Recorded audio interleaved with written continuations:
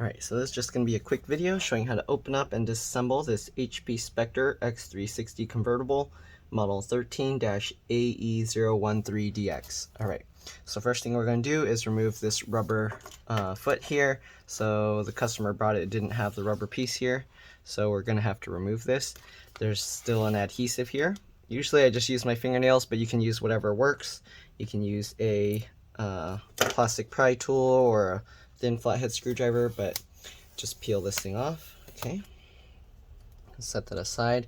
We're going to need a PH1 or JAS1 screwdriver, as well as a Torx 5 or T5 screwdriver. Right, so we're going to remove the PH1 or JAS1 screws on the back here. There's only 4 screws. Okay, keep them in order because they can be different size, shape, and lengths. The way I do that is I put the flat side down like that on my desk in the pattern I remove them.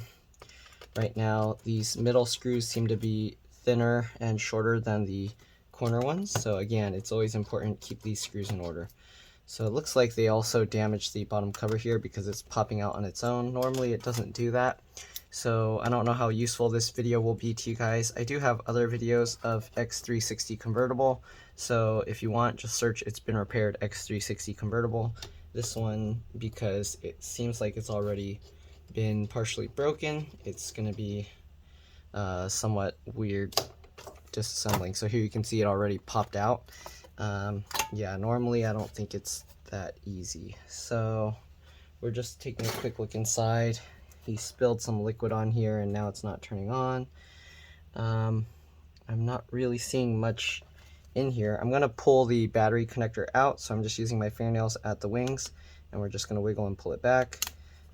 Normally this, you'd probably want to take the battery screws out and lift it slightly because there's not much room here. Sorry, I probably should have zoomed in on here. Anyways, you got the keyboard connector, keyboard backlight. I'm guessing this is the trackpad connector. Alright, you got the speaker connector here, which looks like a pop-up connector that you get underneath and you pop it out. Yep, just like that. Just like how the MacBooks work. I'm going to leave that popped in there. There's this connector here, which I think is actually for the fingerprint sensor. I'm so far not seeing any liquid damage other than the stuff through the vents. But yeah, alright. I got a customer calling right now, but I'm going to have to wait till I finish this. So let's go ahead and peel this up. Oh, here you can see the plastic that broke off from that cover that was not holding it anymore. And yeah, I don't know, I don't see much, I don't see any liquid residue or anything. But anyways, there's a M.2 PCIe NVMe SSD. Let me show you here. Sorry, it's hard to see what I'm doing. So here, right, M.2 PCIe NVMe. If you want to remove that, it looks like you got to switch to a PH0 or JAS0 screwdriver. Remove that one screw. Once you remove that screw, it pops up slightly and then you can pull it out. If you're wondering, there's no RAM that you can replace. The RAM looks like it's soldered to the board. Alright. So there's this little metal cover here.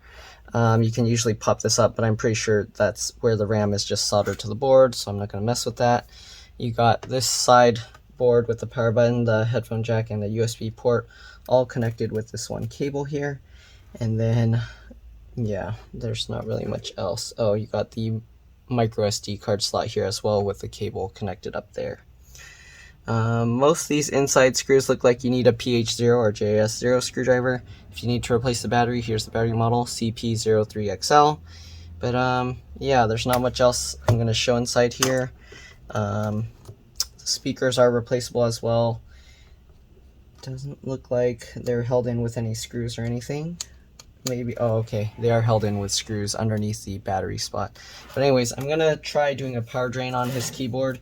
I'm gonna just press and hold the power button for about 15 seconds with the battery disconnected, and then we're gonna put it back together and see if that helped at all. I don't see any liquid inside the computer, so hopefully it's okay. Alright, so I'm gonna let it drain a little bit.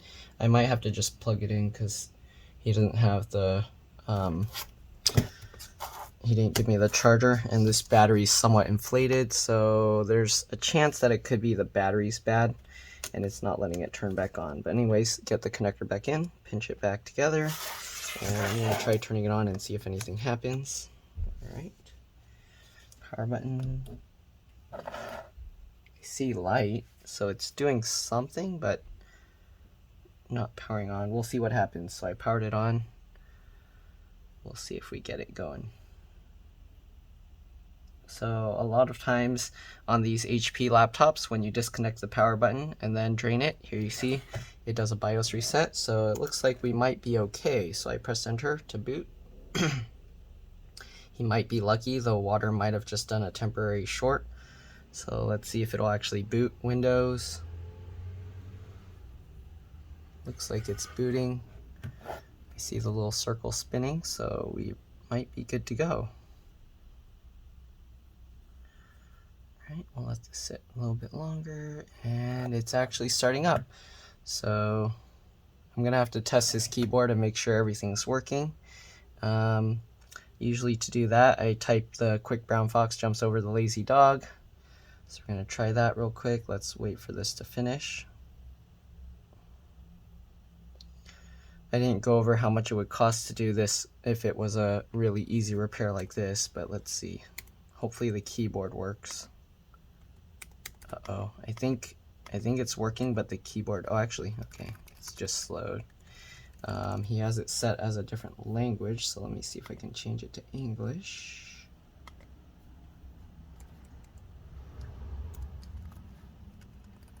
Okay, it looks like it's working. I'm going to try typing all the keys. Again, that's the best way to test, is to try typing quick brown fox jumps over the lazy dog. So I'm going to type that here.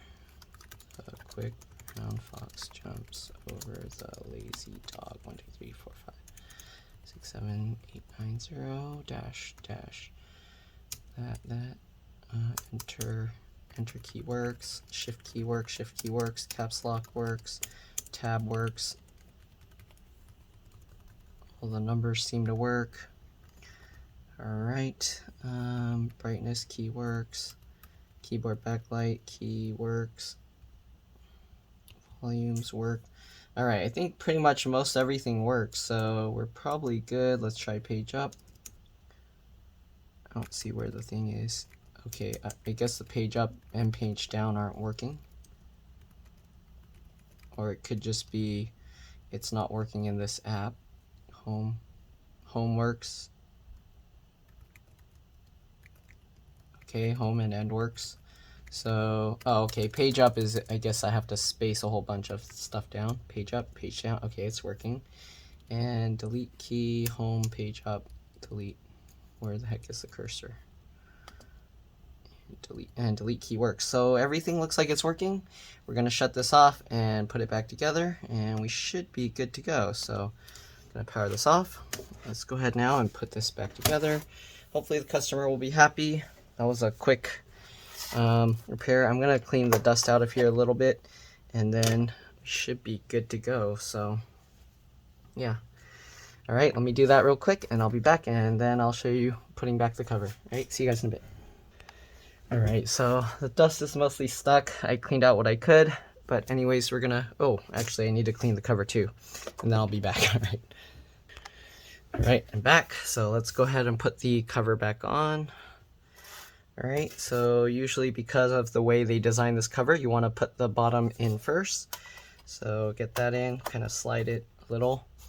All right, usually this cover, as you can see, it's kind of difficult to get out. So usually what you have to do is you need a suction cup or some tape to flex the this cover, and that way it pulls this in, and then this can fall into place, as you can see. All right, just like that.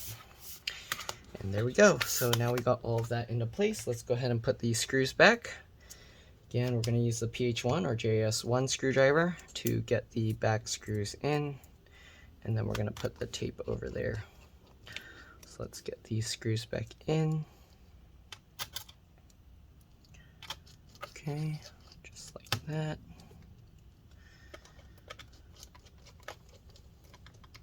Hopefully this side will be okay because it's missing that plastic that's supposed to be part of this bottom cover. All right, so you don't want to over tighten that. And then let's go ahead and switch to the T5 or Torx 5 and put in the last two. Hopefully this video helped you guys. If it did, make sure to like, subscribe, and share my channel with others so that they can also learn how to upgrade and repair their devices. Whoops, I didn't tuck this in properly, so we're gonna take that back out. But anyways, yeah, make sure like, subscribe, share my channel. If it helped you save a bunch of money, please consider contributing a little to the channel. Every little bit helps and allows me to continue making these videos for a living. Alright, so anyways, I'm going to leave that one screw because it's not even attached to the bottom cover anymore. But let's go ahead and pop this back out. And then make sure these stay clipped down. So you want to actually kind of hold on to this. I guess you can actually put the T5 screws in first, just to make sure it doesn't pop itself out. Okay. So you're gonna get the T5 screw. Put that in. All right. Go. Last one. Go. Alright, switch back to the PH1 or JS1 screwdriver. Get those last few screws in. Again, you might have to bow it outwards. You can also bow it out by going from the side here and doing that. Alright, go. And then we'll just put these screws back in.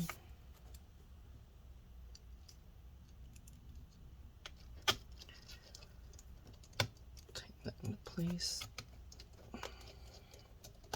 Alright, and then put back on the rubber feet or this plastic thing if you have that. Alright, and that's pretty much all there is to it. Again, hopefully it helped. Thanks for watching, and I'll see you all in the next one. Alright, let's drop this. Bye.